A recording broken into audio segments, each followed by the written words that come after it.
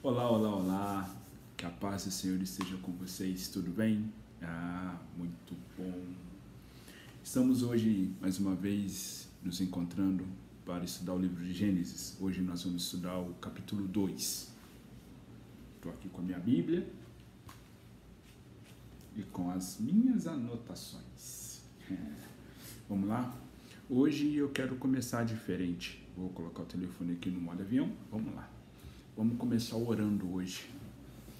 Vamos pedir a presença, a sabedoria do alto, a fidelidade do alto. Senhor Deus, eu te entrego esse momento de estudo, Senhor. Que o Senhor possa me dar o entendimento, que o Senhor possa nos dar entendimento, que o Senhor esteja conosco nesse momento, Pai.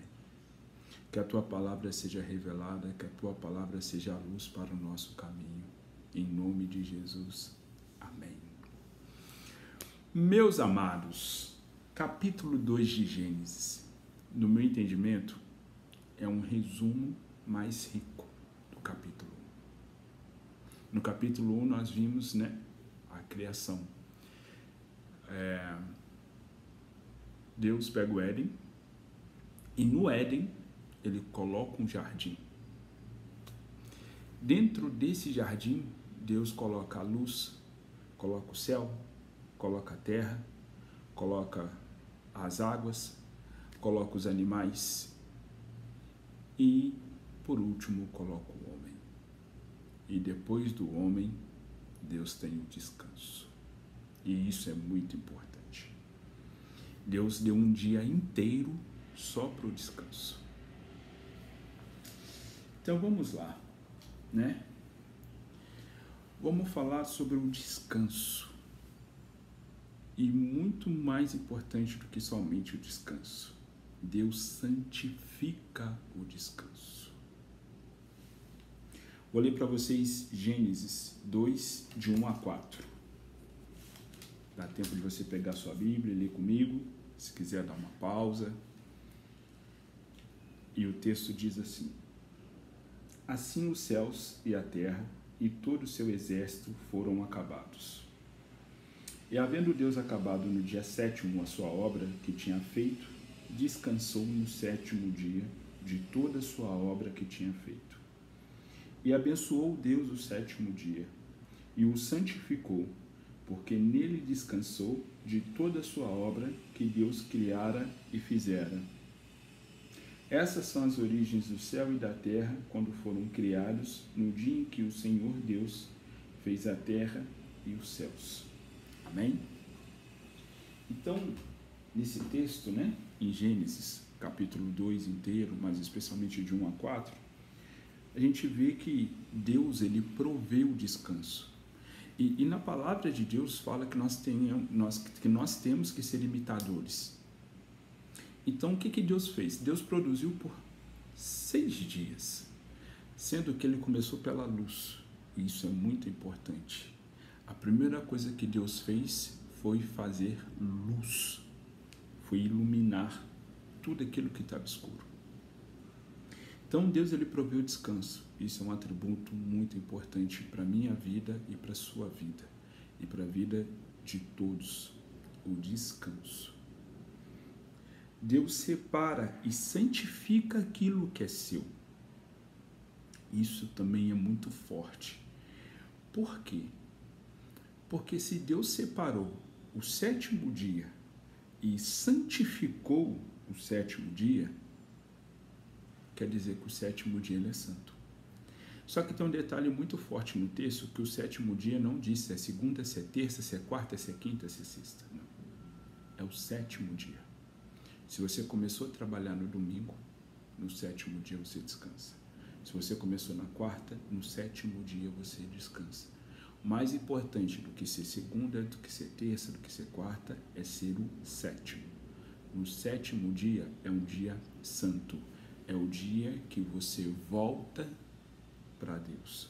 O ideal é que você esteja em Deus em todos os dias, Em todos os dias, orai e vigiai. Mas o 7º dia em especial é o dia que Deus santificou para ser o dia dele. E outra coisa que é muito importante, que aí é uma falha minha, e pode pode ser uma falha sua também, é que Deus termina a sua obra. Ele só descansou depois que ele viu que tudo que ele tinha feito era bom. Amém? Então, meu amado, o que isso quer dizer para nós? Se você começou uma obra, vai até o final.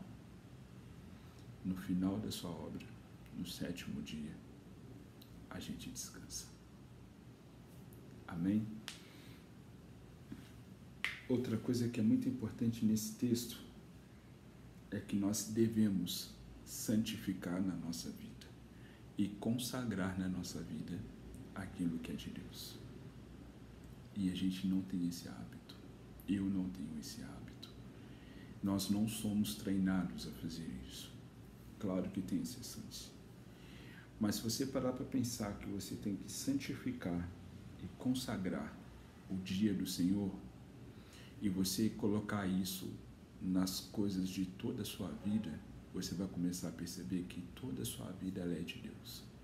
Que toda a sua vida ela é voltada para Deus. Porque aqui a gente está falando de Gênesis capítulo 2. Só que a Bíblia não para aqui. A Bíblia ela continua. E depois vem Jesus Cristo, que vem falar várias outras coisas a respeito do 7º dia.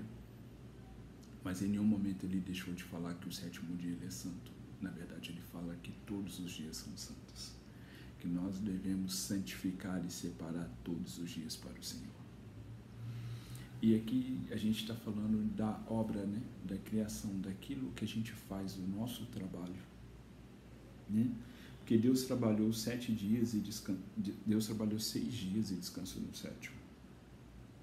Deus criou o mundo em 6 dias e descansou no 7º. Deus santificou e consagrou, fazendo do descanso uma parte do trabalho. Porque quem está cansado não produz. Você precisa estar descansado para você produzir. Outra coisa que é muito forte e relevante em Gênesis 2, no meu entendimento, é o versículo 5. Eu vou ler para você, Gênesis 2, versículo 5. Toda a planta do campo ainda não estava na terra. Toda a planta do campo ainda não estava na terra. Ou seja, tinha a planta que ela ainda precisava ser cultivada. E toda a erva do campo ainda não brotava.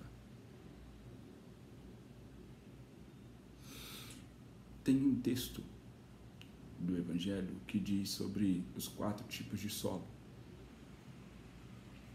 E aqui está dizendo que é o seguinte, que Deus pegou e deixou cada planta no seu devido lugar. Porém, elas ainda não estavam na terra. Elas não estavam na terra, né? Vamos consertar o português. Então, o que quer dizer isso? E o texto vai explicar. Porque ainda o Senhor Deus não tinha feito chover sobre a terra e não havia homem para lavrar a terra. Ou seja, é uma coisa muito forte, muito tremenda nesse texto, nesse versículo 5, que está dizendo aqui, a parte que cabe a Deus e a parte que cabe ao homem. A parte de Deus, Deus faz. A parte do homem, somente um homem pode fazer. Deus poderia ter feito tudo? Poderia. Mas Deus fez o jardim para quem? Para o homem. Então, quem precisava lavrar a terra? Era o homem. Por isso que o homem foi o último a chegar no jardim.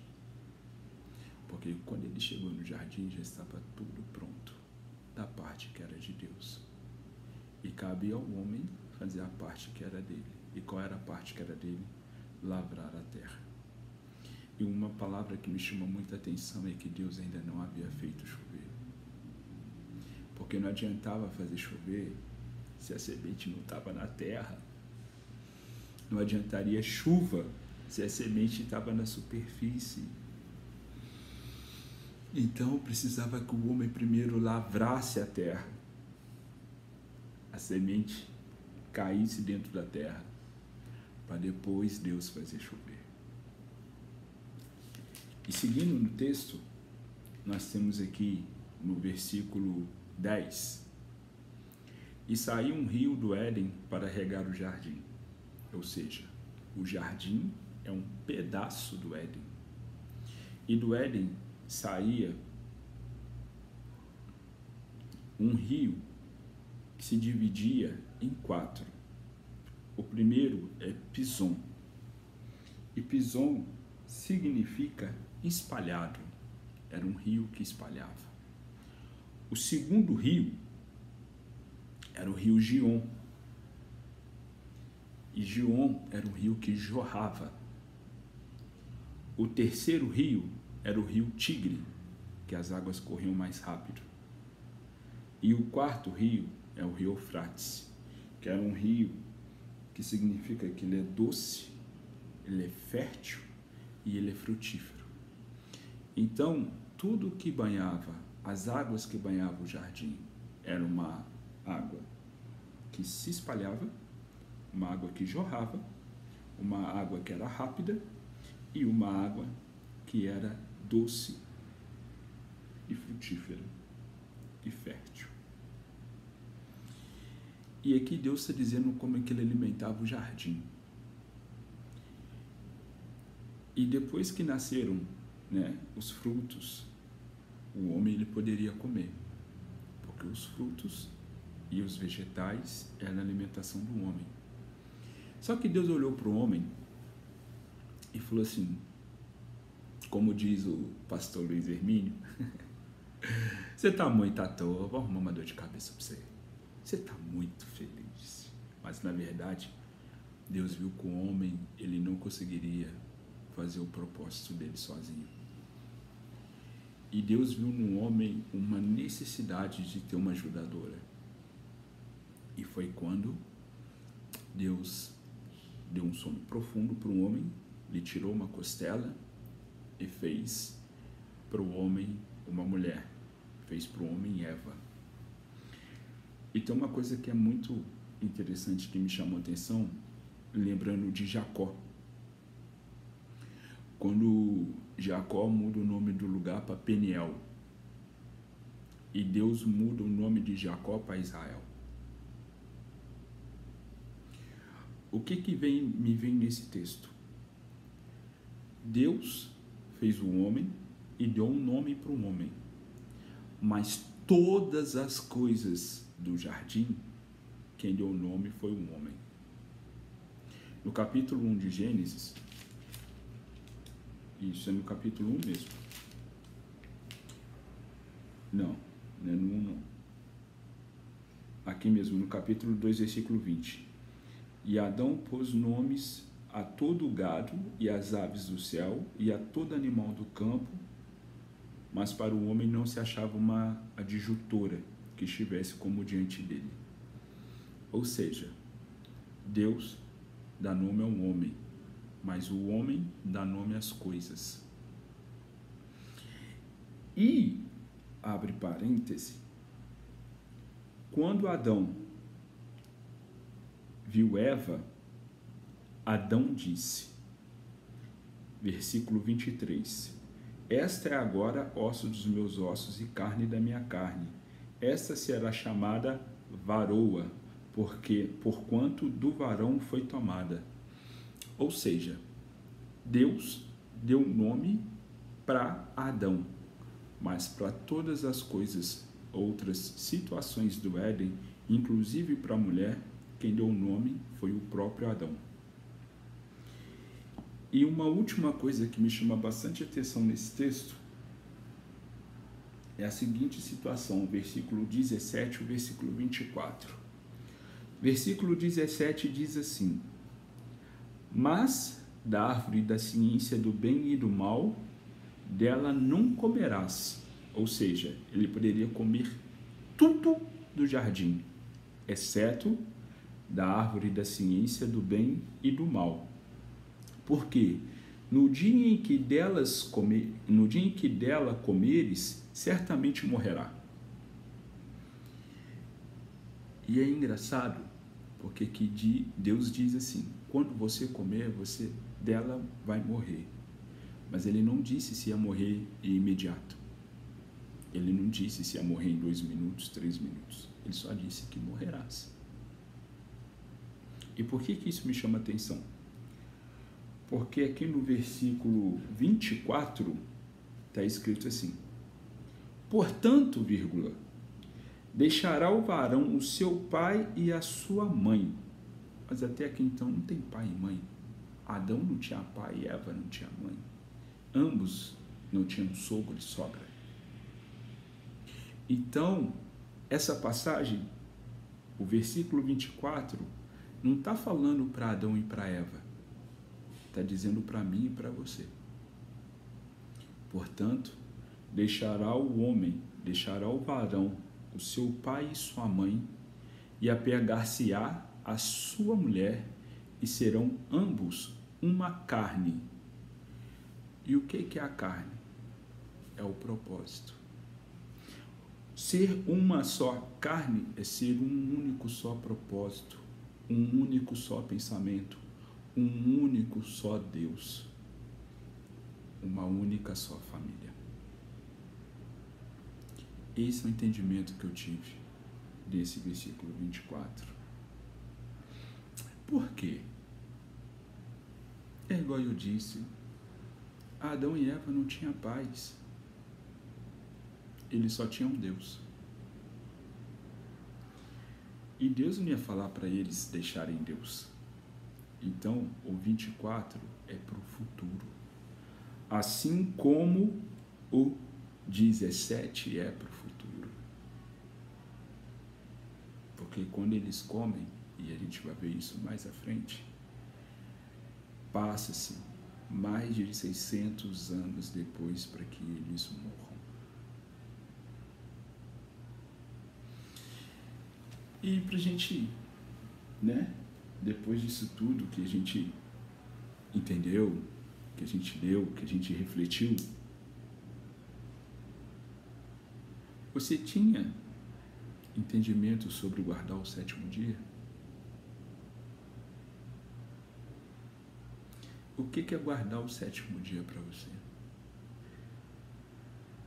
Você santifica, você separa um momento do seu dia para Deus? E isso é uma coisa que a gente precisa pensar e a gente precisa entender. Hoje, para nós, o que é separar o 7º dia? É ficar em casa, deitado, sem fazer nada? Não é esse o entendimento. O entendimento de separar o 7º dia é que você separe ele para adorar e para prestar culto a Deus. Esse é o entendimento do 7º dia. É você não trabalhar para você conseguir ganhar dinheiro, aumentar suas riquezas. Não. O 7º dia é para você consagrá-lo a Deus.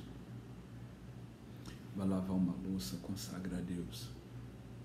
Vai fazer um almoço, consagra a Deus. Vai ter um tempo de qualidade com seus filhos, consagra a Deus. Vai ter um tempo de qualidade com a sua esposa, com a sua mulher, com o seu esposo, com a sua esposa, consagra a Deus. Vai visitar os pais, o sogro, a sogra, consagra a Deus. Vai ao culto, vai à missa, vai professar sua fé, consagra a Deus. Respirou, consagra a Deus. Você tem terminado os planos que você começa a executar?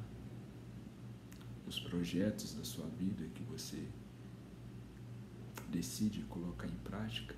Você vai até o final? Você pede a intervenção divina, você pede para Deus fazer a parte dele nos seus planos. Porque aqui nesse texto nós vemos que Deus fez tudo. exceto a parte do homem. E você faz tudo, exceto a parte de Deus na sua vida? Você deixa Deus agir na sua vida? Vamos orar para a gente terminar?